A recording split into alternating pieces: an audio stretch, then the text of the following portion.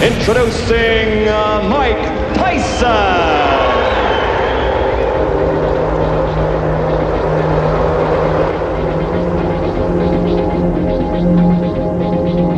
I want a good, clean, hard fight.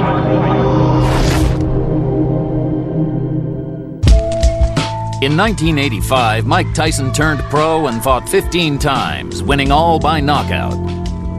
Many of these opponents had stronger records and more experience than the 19-year-old, but they failed to challenge him. In 1986, the spotlight on Tyson increased dramatically, as did the quality of his opponents. His 20th fight was against James Tillis, who'd fought for the heavyweight title in 1981 and whose few losses were to champions. This fight is a significant moment in the history of the Dynamite Kid. There's the man who'll fight him today, 28-year-old James "Quick" Tillis of Tulsa, Oklahoma. 31 wins, 8 losses, 24 knockouts, now unranked, but he fought Mike Weaver for the WBA heavyweight title in 1981, and 5 of his 8 losses were to fighters who won world championships. And now, here comes 19-year-old Mike Tyson as he emerges from his locker room and comes toward the ring. You will note one of the characteristics which sets Tyson apart. He wears no robe. He wears no socks with his boxing shoes. He says that makes him feel more like a warrior, more like a gladiator as he entered the ring. He'll be 20 years old on June 30, can eclipse Floyd Patterson as the youngest heavyweight champion of all time if he wins the title anytime before May 5, 1988. And there is already discussion behind the scenes in boxing of a possible match between Tyson and WBC heavyweight champ Trevor Berbick as early as December of this year. But first, he must get by this fight against James "Quick" Tillis. Promoters proudly presents the main event. 10 rounds of boxing in the heavyweight division. Your referee is Joe Cortez from New Jersey.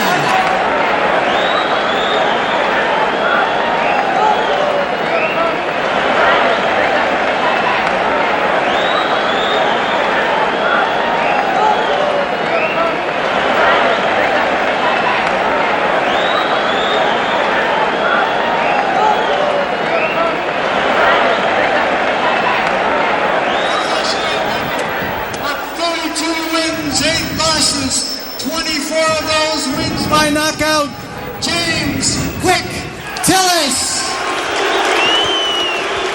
And in the blue corner, from Pittsburgh, New York. Okay.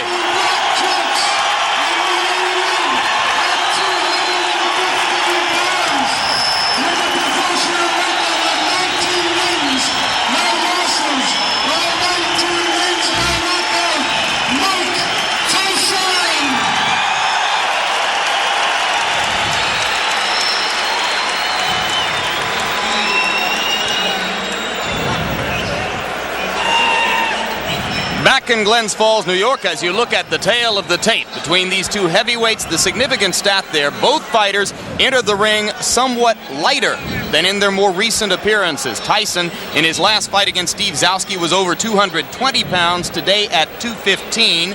And Tillis, in his most recent bout with Terrell Biggs on January 25, fought at over 214 pounds. Today he is 207 3/4. The referee is Joe Cortez. There are 3 judges who will score the fight on the round system with supplemental point scoring in case of a draw. 3 knockdown rule is in effect. No standing 8 count. The mandatory 8 count is in effect. Tyson in the black trunks and James "Quick" Tillis in the white. Customarily, Mike Tyson does not feel his opponents out in round 1. He tries to take them out. He tried to take "Quick" Tillis out with that first punch he threw, and Tillis showed why he may be a little bit different. He moved right out of the way of it, and Mike missed by quite a bit. The key to the fight will be Tyson cutting off the ring and pinning Tillis in corners and on the ropes like he did right there. "Quick" Tillis is 7 pounds lighter than when he fought Terrell Biggs. That would indicate, the look of him would indicate he's in much better condition. I think the postponement allowed him to get in better condition, will allow him to move more. The question is, how long can he move?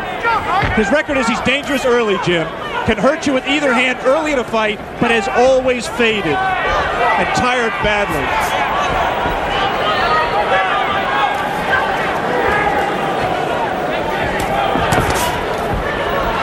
Tillis delivering the left jab and following with the right. He is not running away from Tyson, and Tyson goes to work on the body. Some say that what sets Tyson apart is the intensity and the effect of his attack to the body. It is amazing to see such a young fighter understand so well the importance of body punching. Generally, it takes a veteran to understand that by punching to the body, you can take all that movement away from James Tillis, and that's what Mike Tyson plans to do. You saw Tyson with the left hook splitting Tillis' guard and getting the punch through moments ago as he had Tillis in the corner. Joe Cortez, the referee, the only one of the 3 judges in Las Vegas a few weeks ago who scored the Larry Holmes-Michael Spinks fight in favor of Holmes. That was an excellent right uppercut by Quick Tillis, which is a punch that should be effective against someone who comes in burrowing in like Tyson does. For some reason, Tillis landed. He was so shocked he grabbed.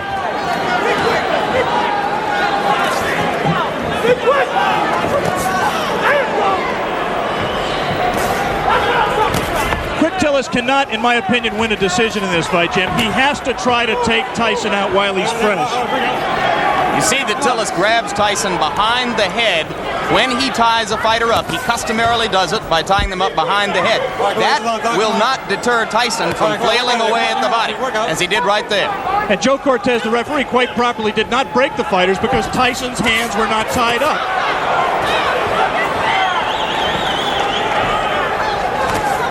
Again, the right uppercut just missed that time by Tillis.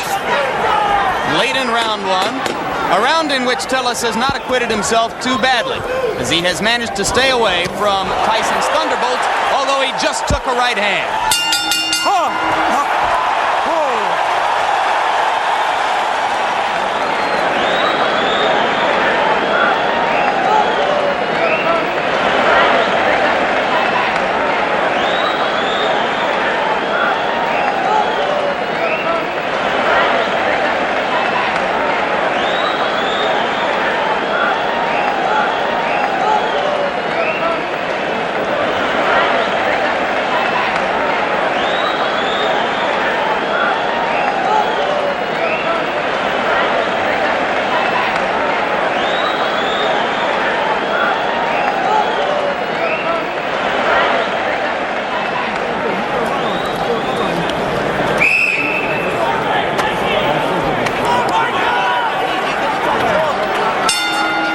Bring you back for round 2, and you hear the bell. As you saw, Tyson did land 1 punch after the bell had sounded to end round 1.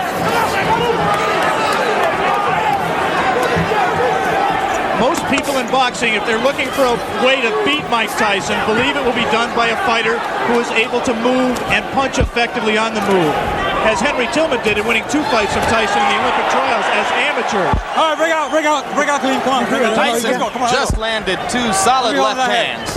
The difference, obviously, is here Mike Tyson has 10 rounds to wear down his opponent. He had to go all out in the 3 rounds amateur limit. Lost to Tillman in the Olympic trials. Right hand lands flush on the cheek of Quick Tillis, but that was an extended right hand. He was not in close enough to do maximum damage. Yeah, but he's not letting go of Mike Tyson. He might be shaking his hand, which generally means that he was hurt by the punch, even though it was, as you say, extended.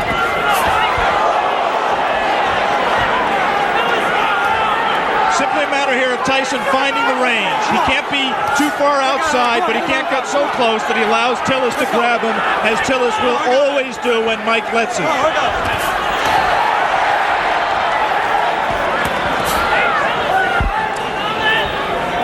Tyson can be hit. He was openly disappointed with the number of times that Steve Zowski landed on him in his last fight. Any custom auto-trained fighter prides himself on his defense. And Mike really was disappointed that Zowski hit him with some right hands, really silly right hands that he should not have been hit with. It was just a loss of concentration. The right hand by Tillis was blocked there. jab by Mike Tyson, a rare punch for him in his first 19 fights, a punch that he is smart enough to know that he's going to need if he's going to move up to world-class competition. He's been using it more in training and says that we'll see a lot more of it in this fight. He just tried it there till Tillis knocked down 2 of them.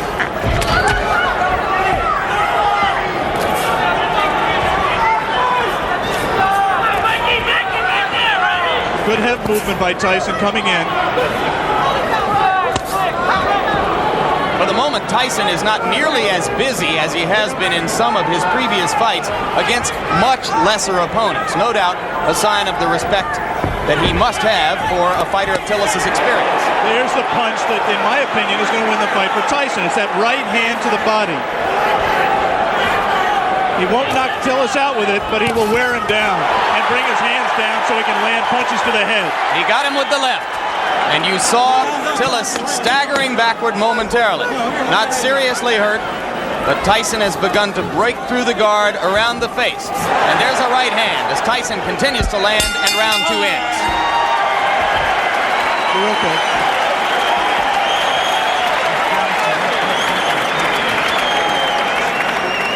From the beginning, that's why I like that. Turn the supersonic on. Stop to the right hand. You're throwing the uppercut. You're landing it, but you're not throwing the hook behind it. He's hooking for the hook and you land the uppercut. Okay? Double with your jab. Take that half step and you throw the right hand. Okay, baby? There's a good shot to the body on this too. Seconds out. Back in Glens Falls, New York for the beginning of round 3. More than 8,000 people here in the Glens Falls Civic Center. Almost all of them rooting for the fighter that Upper New York State thinks of as its own Mike Tyson. Right now, all of the aggression is out of Mike Tyson. He is keeping his distance. He's trying to learn how to box with James Quick Tillis. It is not, or has not been to date, his fight. So if Quick Tillis has done nothing else, at the present time, he's taken Mike Tyson out of his game plan. Tillis tying Tyson's left arm up there. Tillis' trainer and co-manager Bo Williford said that he had been working with him for the last 6 weeks on tying up Tyson's arms. But that time, Tyson got the left hand through again after ducking a Tillis punch. Just one punch for Mike, and that's not typical. He has to put punches together when he gets inside. Keep busy. Outstrength Tillis on the inside and let his hands go. He is being considerably more careful than in his previous 19 appearances. Remember against Jesse Ferguson, look at the hand speed by Tyson. That's one of the things that's astonishing, to see a man of this size and this build with such quick hands.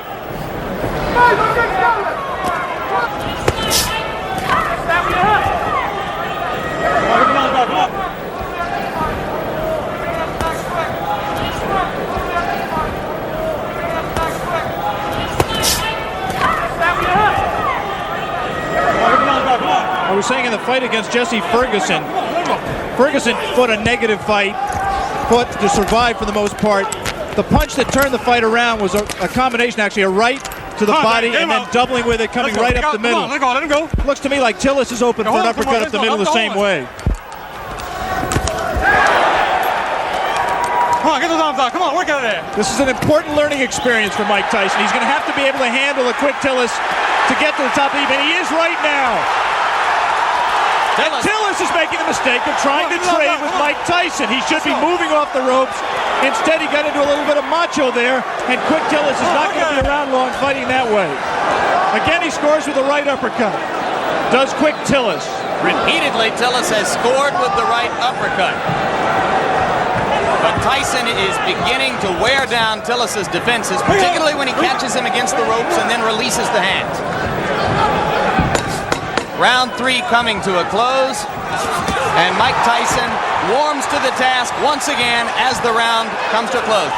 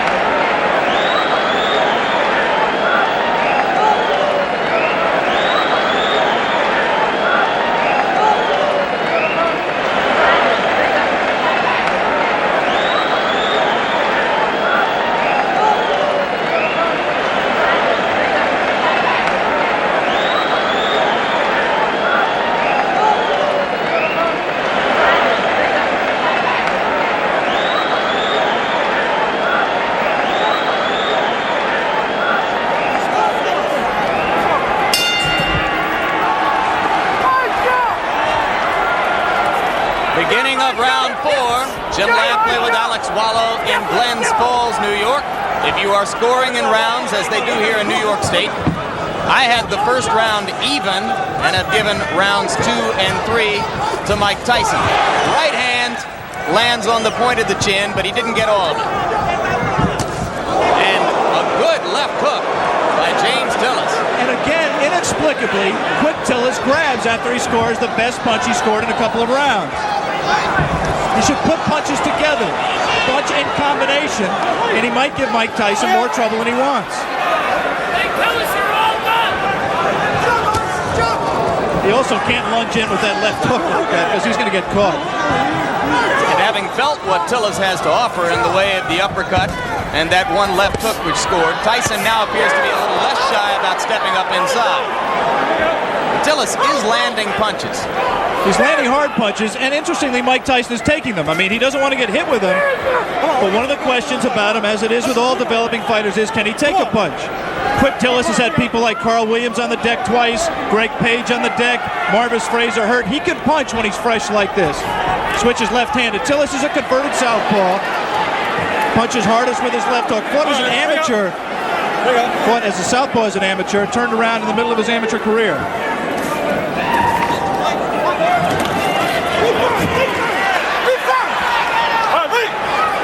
Both of those left hooks miss slightly for Tyson. Look how low he gets to duck under those punches. Extraordinary. Tillis could have butted him with his knee there. Right now, Mike Tyson is having problems solving James Quick Tillis.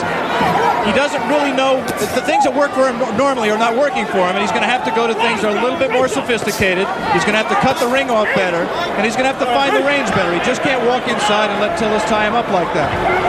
Has to let his hands be busier, and at the same time avoid getting hit himself.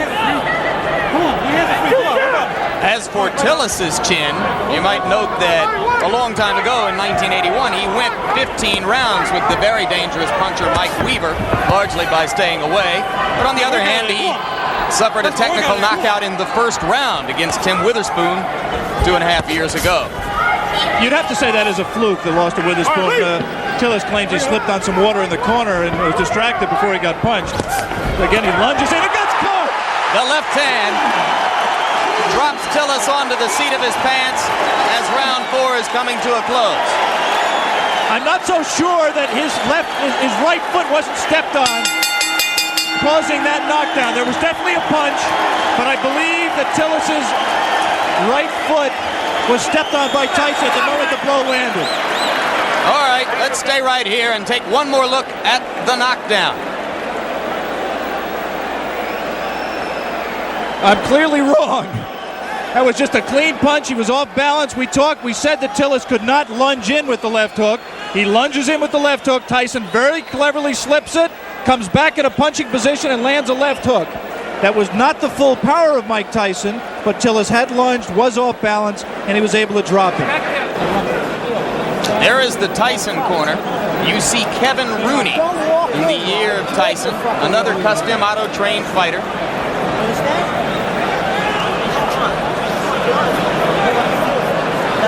The longest Tyson bout was the fight against Jesse Ferguson. A TKO at 1 minute 19 seconds of the 6th round. Now round 5 begins here in Glens Falls.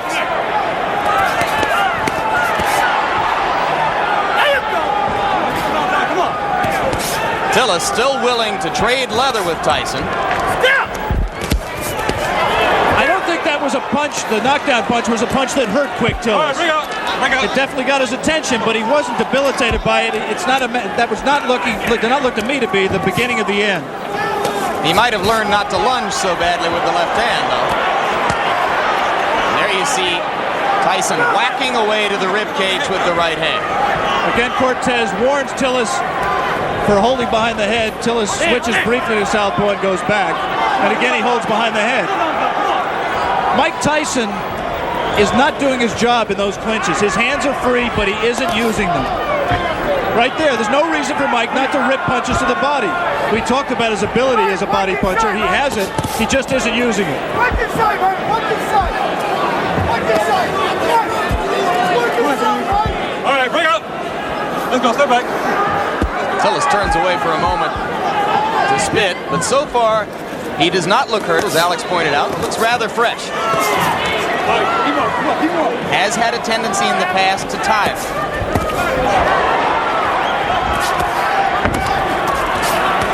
This is not a good round so far for Tyson, who is missing more punches than he lands.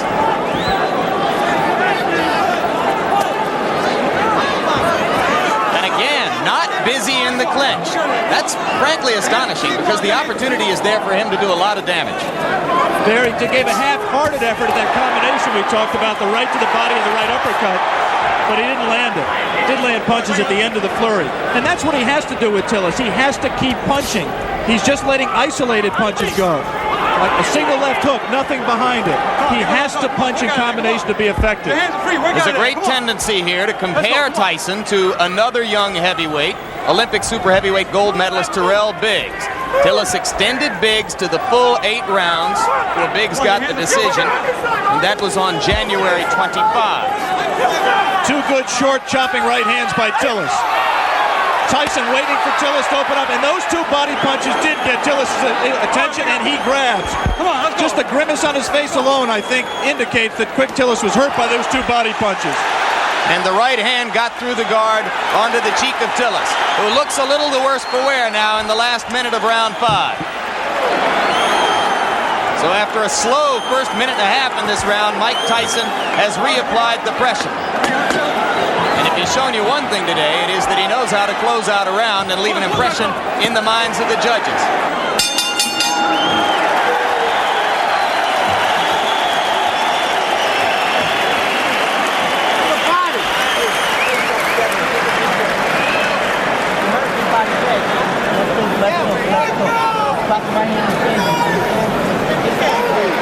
Spirit time. Spirit muscle. Holy Ghost time. Come on, man. Tip. Just tip. Don't let it see. Just tip. Then when you see it, let it go. Okay? Uppercut. You did it good that time. You hurt him with that uppercut. Now be careful with that wide left hook. We are back for round 6. And it's a piece of trivia at best, but now Tillis has an opportunity to go farther with Tyson than any of his previous opponents if he can last past 119 of this round. Well, I think if Mike continues to fight this way, Tillis has the chance to break the knockout string. He's got to be busier. Tillis does have a tendency to tire very badly in late rounds. He was exhausted at the end of his 8-round fight with Tyrell Biggs, and this is a 10-round fight. But Mike Tyson has to throw punches that mean something and throw them in combination. Those are just arm punches. There's nothing on those punches. Just count the number of effective punches that Mike is letting go. And they're very few. Let's go. He's just trailing Tillis around the ring. Not cutting it off effectively. Come on, work out of there. Come on, work out. Your hands. Allowing himself to get tied up, accepting clinches. Now the crowd begins to implore Tyson to give them something a little bit more exciting than what he has demonstrated here. And now it becomes clear that Tillis will last longer than anyone else has, as we have just passed the point at which Jesse Ferguson was bid to stop by Luis Rivera in Troy, New York, a couple of months ago. That punch missed, despite the crowd reaction.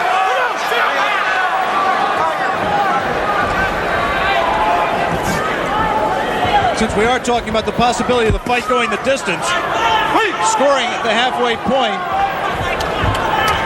I've given Tyson 3 rounds, Tillis 1 round, and 1 round even. I did not score the 4th round, which is the round in which a knockdown, a 10-8 round for Tyson. I only gave it a 10-9 round for Tyson because of the fact that Tillis was dominating the round up to that point. The point system is, of course, supplemental only. The round system stands up unless there is a draw. Personally, Alex, I have it 4-0-1 for Tyson. I've not given Tillis a round. All right. Let's go. Come on, There's two ways of looking at what Mike is doing. One way is to say that he's pacing himself, he's waiting for the opening. The other way is to say that he's getting frustrated and getting taken out of his fight. There was moments ago a brief combination to the body of the kind of rapid-fire punching that you expect from Tyson, but that was one of a very few times, perhaps the only time in the bout when we've seen it. But again, he comes on at the end of the round. We are all the way through round 6. Mike Tyson and James Tillis.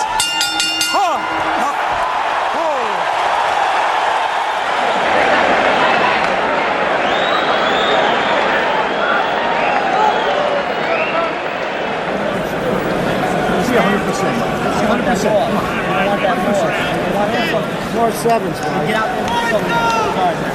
More sevens. 5-6, 5-6. Be first, be last, but be last. Okay, let's go, man. For the first time in a professional career, which began 13 months ago, Mike Tyson enters round 7. Another heavyweight. Tyson with the lead in the fight to this point over James Quick Tillis, but fighting a curiously docile fight so far. Not nearly as busy or as aggressive as we've seen him in his 19 previous outings, which resulted in 19 knockouts. He almost looks right here like he's waiting for Tillis to make the fight, to come to him. In case you've just joined us, it is Tillis, the fighting cowboy from Tulsa, Oklahoma, in the white trunks, Tyson in the black. Tyson co-managed by Jim Jacobs and Bill Caton. Tillis co-managed by Bo Williford and Gary Bentley. One curious thing that we learned before the fight about Tillis' condition, we said he's always tired late. Bo Williford and Gary Bentley found out after the Biggs fight, through the doctor's examination, that James Tillis has a number of allergies. Among them, allergic to milk, citrus, and wheat, which could make things difficult for a fighter who, on the day of a fight, eats wheat cakes, drinks milk, and orange juice. Let it go, come on, let it go, James. We have to assume that that was not his pre-fight meal today. He actually was eating mainly cranberry juice. But it has helped his stamina, and I think he also trained harder for this fight. He realizes this fight means everything to him. He has lost 4 of his last 5.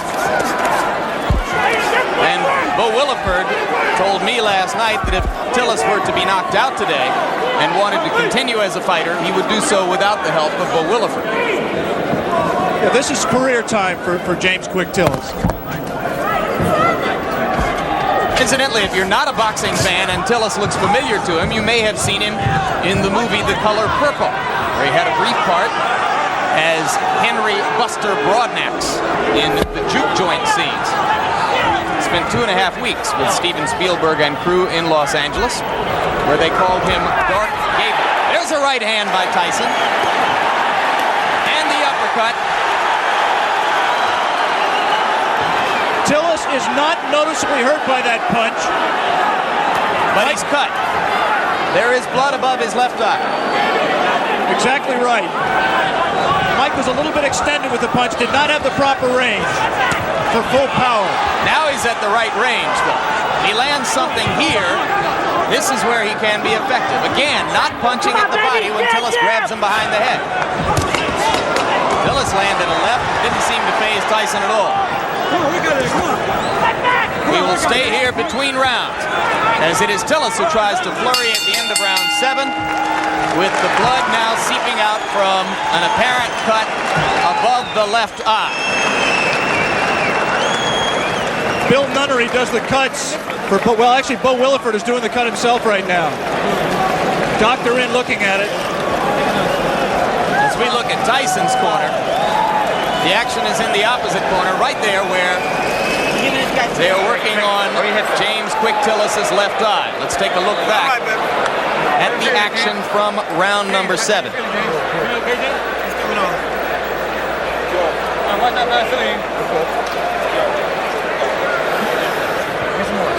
You see what Tyson did there. He scored the right hand to the body, missed with the right uppercut that we thought he could land if he kept throwing it, but continued to punch. And eventually that will pay dividends. He has to continue to back up Tillis and continue to cut the ring off on him to be able to score effectively. I want to give James Quick Tillis credit.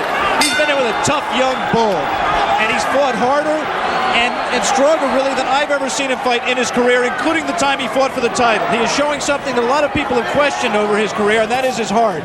He's cut, he's taken some brutal punches, and he is fighting back, moving and still trying to win this fight. One of the greatest trainers in the history of the sport openly questioned Tillis' heart while he was working with him. Angelo Dundee worked with Quick Tillis for the Weaver fight and some subsequent fights. He finally just gave up. He said James had no spirit to fight. Tillis told us in the pre-fight interview that he found that spirit. Didn't know why he'd never had it, but said he found it for this fight. He was going to be a different fighter, and he has been. You cannot question his courage or his commitment today. He has been there from the opening bell. He has not run away as he did 15 rounds against Weaver in 1981.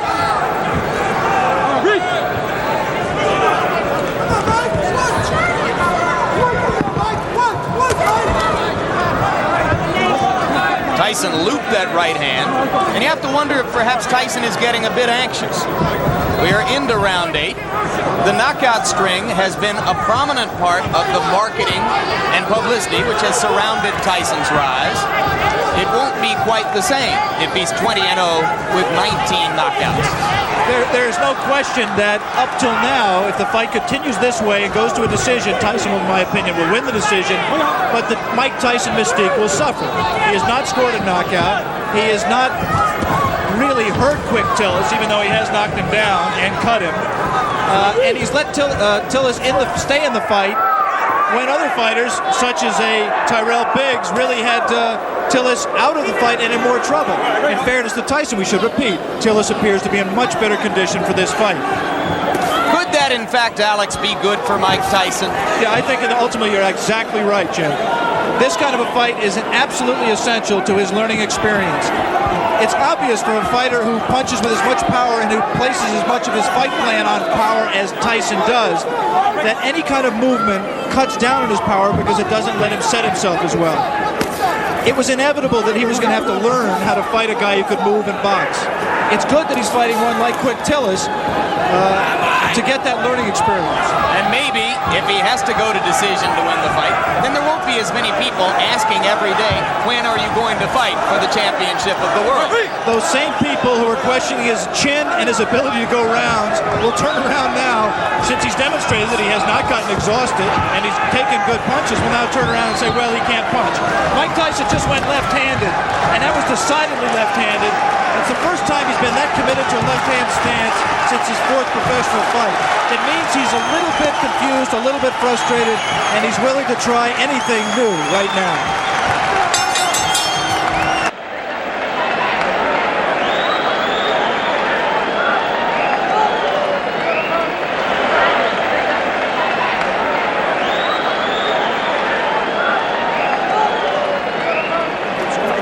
Fights up for grabs, man. Fights up for grabs right here. Come on, you gotta pull it on. Jab, get in. Put pressure on behind the jab. Don't walk straight in. You're not moving your head. Get the jab. You're not gonna move your head. You gotta punch. You gotta just keep punching. Exchange with this guy. Yeah, we can hear that now. You move your head. Come up, punch. Fight wide open.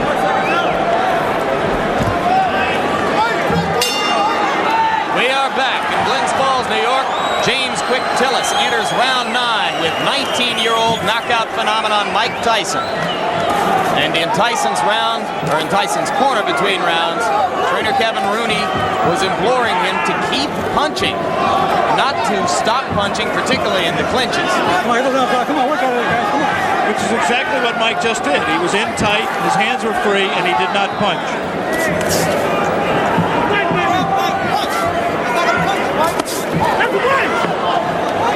This Mike Tyson looks very much like the Mike Tyson who lost 2 close decisions to Henry Tillman in the heavyweight trials for the Olympic Games in 1984. He is confused by the movement. The movement does not allow him to hit a stationary target, and therefore he can't set himself as well. We have not seen the evidence of the jab that Mike Tyson said we would see. And Henry Tillman recently scored a first-round knockout over Bash Ali in a cruiserweight fight. Could he be, in his own way, Alex Wallow, progressing at just as impressive a rate as Tyson? Well, Henry Tillman was very impressive winning the North American Boxing Federation Cruiserweight title by scoring a sensational first-round knockout over Bash Ali, as you pointed out. It's difficult to judge. First of all, I haven't seen all of Henry Tillman's fights. And second of all, he hasn't fought in the same division as Mike. He's been fighting as a cruiserweight. There's not as much talent down there. It's difficult to say. I was very impressed with Tillman against Bash Ali. He will be inevitably a future opponent of Mike Tyson, as will Terrell Biggs and a number of other these young heavyweight prospects. Coming up immediately after this fight, our coverage of the Kentucky Derby, beginning of ABC Sports' run through the Triple Crown this spring. Right now we are in round 9. Mike Tyson well ahead in the scoring, or so we would judge it, against James Tillis, but looking for a knockout to keep his 19 knockout string alive. I'm not sure he is looking for a knockout, Jim. He certainly isn't fighting like someone who is. It's possible that, number one, he doesn't know how to knock Tillis out. Tillis has presented a problem to him in terms of power punching that he can't solve. But secondly, it's also possible that Mike Tyson is interested in how he is going to react to fighting rounds. He's heard all the doubters say he can't go 10 rounds or 15 rounds, and maybe he's in the back of his mind trying to find out exactly how he is going to respond in that kind of a fight that he is in no danger, in my opinion, of losing. Maybe in the front of his mind. 22 seconds remaining in round 9. More and more it looks as though Tillis is going to be able to go the distance. And Tyson again is not busy during the clinches when his hands are free and he has a chance to punch. Landed a right hand on Tillis' nose, but again from a long enough distance that it didn't damage Tillis.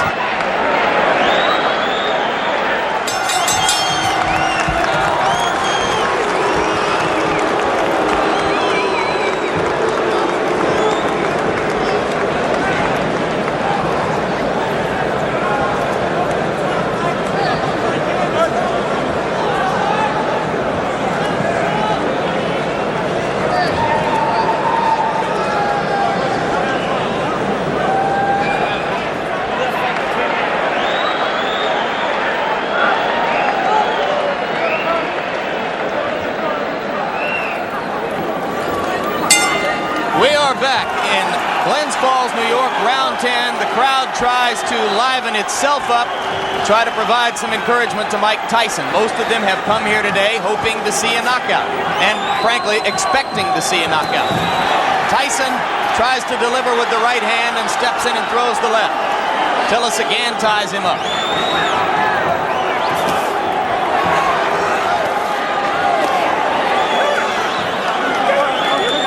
James Tillis is still a dangerous fighter. This is the most power and zip he's had in his punches at this late stage in a fight that I can ever remember. Tyson knows it, and I just don't think he's going to take any unnecessary chances. You can be sure he wants to keep the knockout string alive. But he also is just not going to take any unnecessary chances. He wants to win a decision, win a fight. He'll be 20-0, still undefeated, and in his mind, I think, still well on his way to a heavyweight championship. Could Tillis have revived his career somewhat, even with a loss, if he stands up? Well, this certainly is a respectable showing, and there certainly will be notoriety to the man who broke Mike Tyson's knockout string, especially if Mike resumes the knockout string after this fight. Always difficult to know why a crowd is booing. You can't psychoanalyze 8,000 people. I think it's possible that they're disappointed in Mike's performance. They came here wanting to see him do what he's done in his previous 19 fights, and he doesn't appear at this point to be going all out to satisfy them. Landed the left hand, but Tillis stood right there. Cut is no longer a problem. It has been effectively stopped. Tillis comes straight in.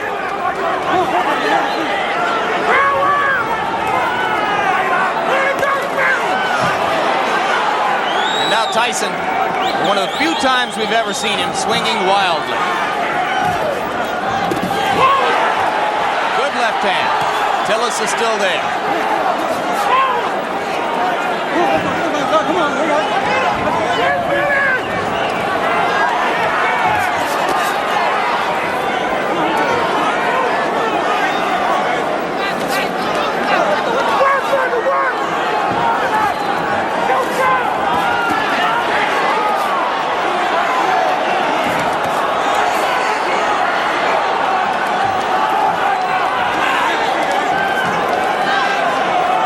Well, there will be very little doubt about the decision here. The scoring might be slightly different in Tulsa, Oklahoma. Tillis continues to give a good account of himself. And backs Mike Tyson up onto the ropes, which is a first. A little of Tyson's own medicine. It will be interesting to see how Mike reacts to this. Closing with a flurry. The bell is going to sound.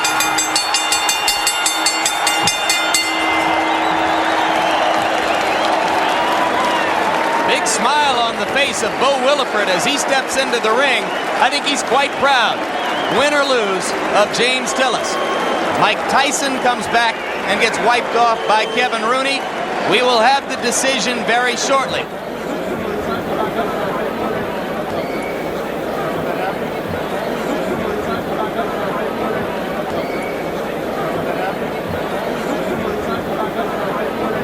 In the middle of the ring announcer Paul LaFleur with the decision. Ladies and gentlemen, here is the official score.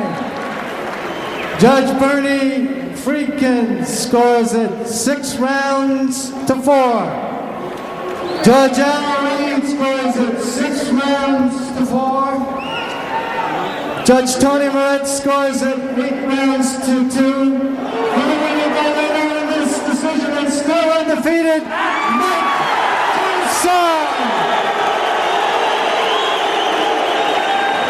So for 19-year-old Mike Tyson, moved the record now to 19, or make it 20 wins, no losses, 19 of them by knockout.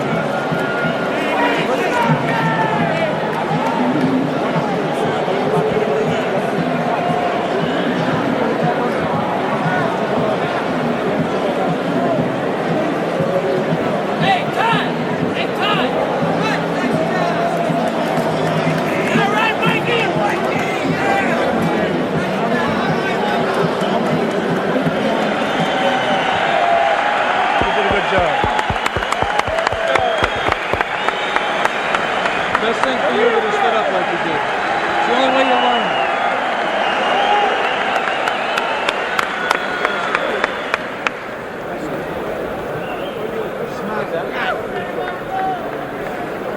Mike, your reaction to your performance? Well, I thought myself it was the best performance in the sense that I went 10 rounds and I don't feel tired at all. But I was just a little leery about going to 10 rounds. Even though I was sure I could go, but I just was a bit leery about going there. And now that I know I can go to 10 rounds, I fought a guy that people don't understand was up for this fight. To the best of his life, he was in the greatest shape of his life, and he was prepared to fight. Mike, my main criticism of your performance would be that you didn't put punches together like we've seen you do in the past. Was his movement a problem? No, it's not that the movement was a problem. It's just that I was a little leery about the rounds, and he was running. And I knew it was looking good to the crowd that he was doing something, but I know from professional fighting, he can't win a fight by running. How disappointed are you that the knockout string is over? Not at all. If anything, I feel relieved, and I'm confident if I wanted to, I could have knocked them out. You have always said that Cuss was always critical of your performances. What do you think Cuss would have said about today's performance? Well, I got hit with punches that I had no business getting hit with. But other than that, my objective is not to get hit with any punches, but as you see, I take them like a professional. It doesn't faze me. Good learning experience. Good luck down the road, Mike. Thank you very much, Prince. Mike Tyson was exceptional, wasn't he? He's one of those who come along, he was brilliantly trained and managed. I don't mean that was why he was so great. He'd have probably been great if he was thrown in with anybody at any time. But on the other hand, he was well looked after and well taught, I had some time for Tyson. His behaviour at times could be questioned, I know, but not necessarily in the ring. I mean, all right, he wasn't the cleanest fighter of all, but I mean, that doesn't mean anything. You know, you can be the cleanest fighter and you can't fight a lick, so you may as well be the roughest fighter and get away with it, which he did. You know, well, obviously we always liked watching Mike Tyson because you never knew what was going to happen with him. He was totally unpredictable, really, other than that, sure, he'll win, you know. But Tyson was exceptional. He was, to use the word animal might be a bit of disrespect, really, but he certainly was in the ring. I mean, he feared nothing and he did everything. If he could get away with it, he did. The James Tillis fight was the first time Tyson was pushed to go the distance. Fight 21 against New York gang leader Mitch Green also went to 10 rounds. But then Tyson was back to his old ways, destroying Reggie Gross in the first round of his 20 fight. Iron Mike was emerging as a phenomenon in the boxing world, but behind the scenes, the tide was changing. A man called Don King joins the team in the next Tyson Raw and Uncut.